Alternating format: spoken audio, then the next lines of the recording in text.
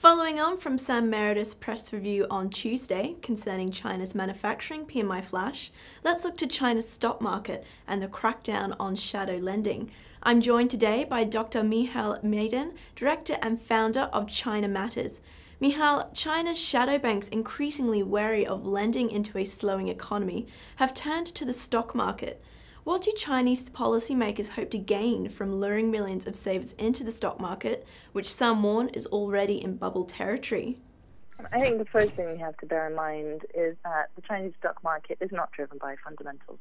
It has been increasingly disconnected from the fundamentals, and it is very much policy driven rather than by liquidity or margin trading. It is policy and politics. So, when you assume that, then Chinese policymakers, I think, have two basic reasons to want to keep the market trending up. They don't want this bull surge that we've been seeing. They want perhaps a more moderate pace of increase, but they do want to keep it up. And the first reason is that the equity capital market has to become an alternative to the existing debt financing channels, the wealth management products, the real estate. But essentially, what they want to do is for the stock market to help inject more capital, especially into the state-owned companies that are in very deep debt and that need to find ways to refinance this debt. The same reasoning applies to the wealth management products.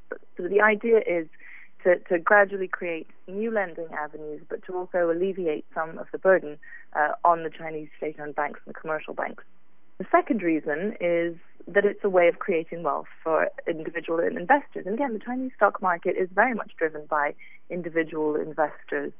There are institutional investors as well, of course, but the vast majority is sort of Chinese households. The traditional avenues for investments, the property market, the wealth management products, they're all squeezed increasingly. The property market is facing a correction.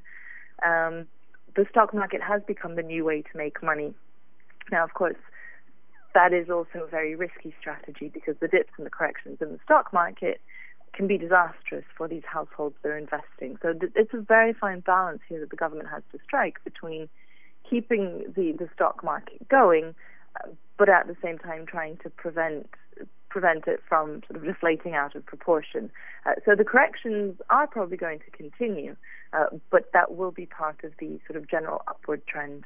Shares of Chinese banks ticked up after Beijing took another step to free up cash and potentially stimulate the economy, a potential step towards modernizing China's regulatory framework. What could this change mean for the Chinese economy?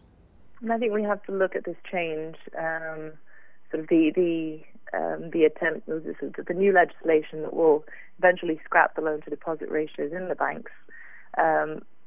That is much more about financial sector reform and reforming the banks, freeing up capital for them, and a bit to make them allocate that capital more efficiently. It's more about that than about spurring growth, because the easing measures that the government has introduced, the rate cuts, they've only filtered through very partially into the real economy, but that's not because of the lending constraints. That's more to do with the general caution and risk aversion that is pretty deep in the system now, both because of anti-corruption investigations and probes on corporate leaders, on officials, and that's making everybody much more risk-averse when lending, and just, a broader wait-and-see approach about the economic downturn, which industries, the traditional industries that banks have loaned to, the state-owned companies, the heavy industries, those are the ones that are the biggest hit, the hardest hit by the economic downturn. So the caution, the government has eased and has signaled that it wants banks to lend more. The reluctance is much more deeply rooted than the regulations on the loan-to-deposit ratios. So it is, I think we have to look at it as an important step towards financial sector liberalization that comes after the deposit insurance scheme that Beijing has just introduced, and additional steps that will continue towards gradual interest rate liberalization. The impact on the economy, and these rules will probably come into force next year. The impact on the economy will be relatively limited. It should spur some more lending, especially for smaller businesses. And the government has been talking a lot about rural entrepreneurship and trying to boost small and medium enterprises. at the margins, we could start to see more lending going into that sector. But again, the caution will downplay any sort of big stimulative impact. Could these changes lead to fresh lending? I think overall the bankers are going to be a bit more cautious about lending right now. So, as I said, the banks themselves, once these new regulations, once the loan to deposit ratios will be scratched, they will start to lend a little bit more, but again, they will be very cautious. With government's encourage, we will start to see them lending more to small and medium enterprises and to sort of private entrepreneurs. But sort of the bigger changes to the economy and the way that the government will try to support the economy this year at around 7% GDP will come from fiscal stimulus, if you will, from investments in infrastructure that are starting to pick up gradually. More broadly, the outlook isn't, don't expect anything more than 7%. It is still going to remain muted this year in terms of lending.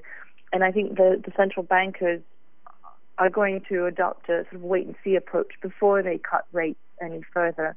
And that's because the stock market has been sort of entering bubble territory, if you will, that they do want to try and cool that down, and a lot of the liquidity has just been going into the stock market. And at the same time, the economy seems to be stabilizing at around 7%, which is where they want it to be. Employment seems to be holding up all right. So I think they'll hold off for another month or so before they ease any further. Some great insight from Dr. Michal Meidan there. That's all from me for now. Thanks for tuning in, and be sure to click back to Dukascopy TV.